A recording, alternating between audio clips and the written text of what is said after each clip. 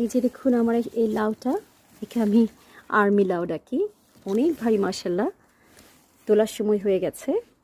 এছাড়াও আমার এখানে আরেকটি লাউ রেডি হয়ে গেছে মাশাল্লাহ, একেবারে কলসির মতো দেখতে। আর এটা একটা বোলের মতো লাউ, ছোট্ট বোলের মতো, এখনও তৈরি হয়নি, আরও কয়েকদিন পর তুলব। লাউ গাছের সাথে সবসময় ফুল গাছ রাখবেন, গাঁদা ফুল বা যে কোনো হলুদ রঙের ফুল।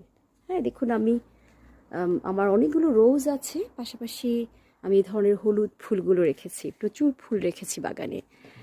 এটাতে যা হয়, মৌমাছি আপনার বাগানে সবসময় থাকবে, অন্যান্য পোকারা থাকবে। লাউয়ের পরাগায়নটা আপনি যদি নাও করে দেন, সেটি অটোমেটিক্যালি পোকারা তাদের কাজ করবে, মৌমাছি তার কাজ করবে। সো লাউ গাছের চারপাশে চেষ্টা করবেন বেশ কিছু ফুল গাছ রাখতে। গাঁদা হতে পারে, যে কোনো ফুল, সুগন্ধি ফুল হলে আরও ভালো। তবে হলুদ রঙের ফুল দ্বারা পোকারা অনেক বেশি আকৃষ্ট হয়, তাই হলুদ ফুল, সানফ্লাওয়ার এগুলো রাখার চেষ্টা করবেন। Happy gardening.